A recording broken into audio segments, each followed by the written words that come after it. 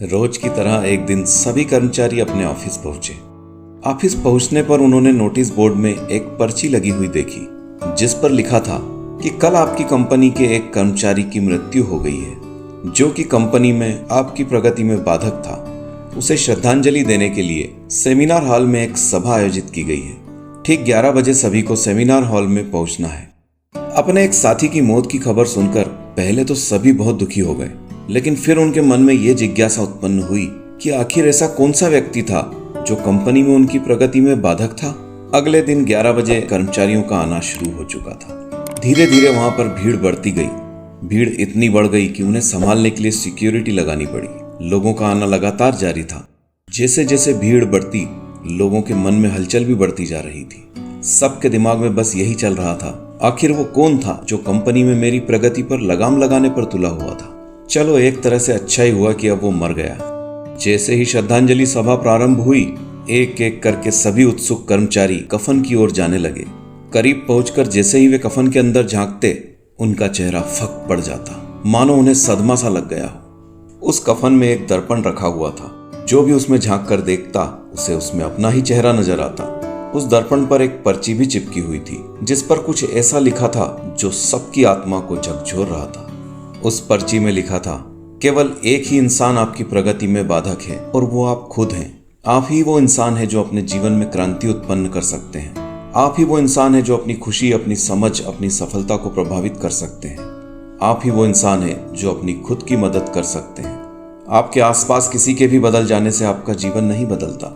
आपका जीवन तब बदलता है जब आप खुद बदल जाते हैं। जब आप ये समझ जाते हैं कि आप और सिर्फ आप अपने जीवन के लिए जिम्मेदार हैं, तब आपका जीवन बदलता है। सबसे महत्वपूर्ण रिश्ता जो आपका किसी के साथ है, वो आपका खुद से है।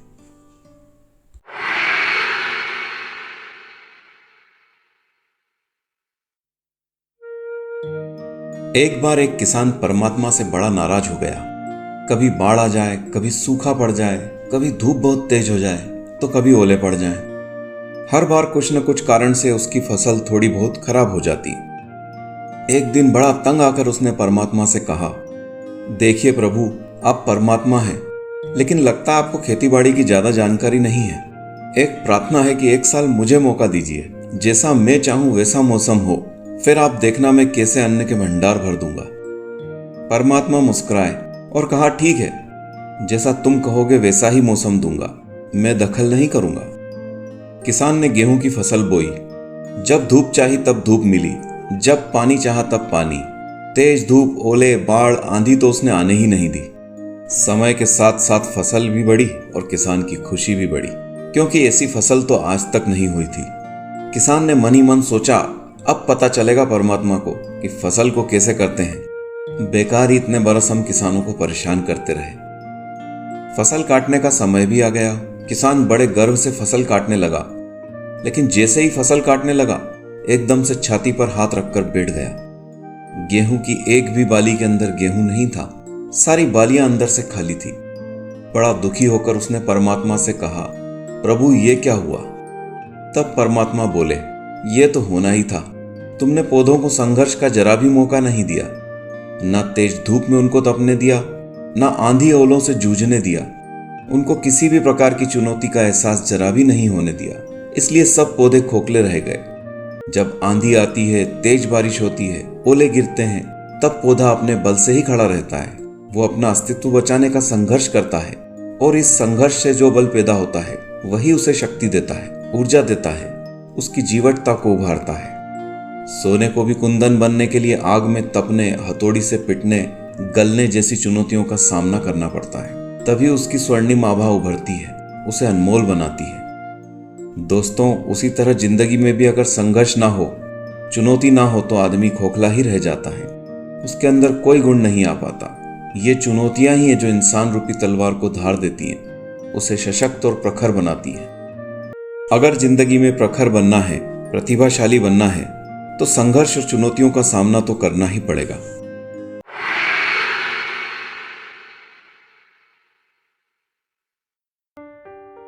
एक बार एक पिता अपने ऑफिस का काम करने में व्यस्त था।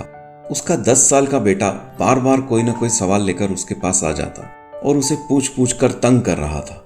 बच्चे की इस हरकत से पिता परेशान हो रहा था और अपना काम नहीं कर पा रहा था। उसने सोचा कि बच्चे को ऐसा क्या काम दूं जिससे ये मुझे बार बार तंग नहीं करे और उस काम में वो कुछ घंटों तक उलझा रहे, जिससे मैं अपना काम शांति से पूरा कर सकूं। अगली बार जब बच्चा आया तो पिता ने पास में रखी हुई एक किताब उठा ली।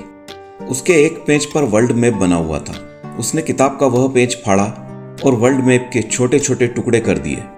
यह छोटे छोटे टुकड़े वह अपने बेटे को देते हुए बोला, बेटा, इस पेज पर वर्ल्ड मैप बना हुआ है। मैंने इस वर्ल्ड मैप को छोटे छोटे टुकड़ों में बांट दिया है। तुम्हें इन टुकड़ों को फिर से जोड़कर वर्ल्ड मैप तैयार करना है। जाओ, इन्हें जाकर जोड़ो। जब वर्ल्ड मैप बन जाए तो मुझे लाकर दिखाना। बच्चा वो टुकड़े लेकर चला गया।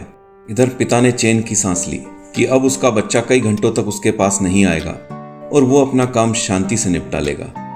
लेकिन ये क्या, 5 मिनट बाद ही बच्चा वापस आ गया और आकर अपने पिता से बोला कि पिताजी, मैंने वर्ल्ड मैप तैयार कर लिया है, ये देखिए। पिता ने चेक किया तो पाया वर्ल्ड मैप बिल्कुल सही जुड़ा था। उसने हैरत से पूछा, ये तुमने इतनी जल्दी कैसे कर लिया? बेटा बोला, ये तो बहुत ही आसान था पापा। आपने जिस पेज के टुकड़े मुझे दिए थे उसके एक साइड पर वर्ल्ड मैप बना था, एक साइड पर कार्टून। मैंने कार्टून को जोड़ दिया, वर्ल्ड मैप अपने आप तैयार हो गया। पिता बस बच्चे को देखता रह गया। दोस्तों, अक्सर हम कोई बड़ी समस्या सामने आने पर उसे देख ये सोच लेते हैं कि यह समस्या बहुत बड़ी है और वो हल हो ही नहीं सकती। हम उसका एक पहलू देखते हैं और अपना दृष्टिकोण बना लेते हैं, जबकि उसका दूसरा पहलू भी हो सकता है जहां से उसका हल बहुत आसानी से निकल आए। लेकिन जीवन में जब भी समस्या आए तो हर पहलू देखकर उसका आकलन करना चाहिए। कोई ना कोई आसान हल जरूर मिल जाएगा।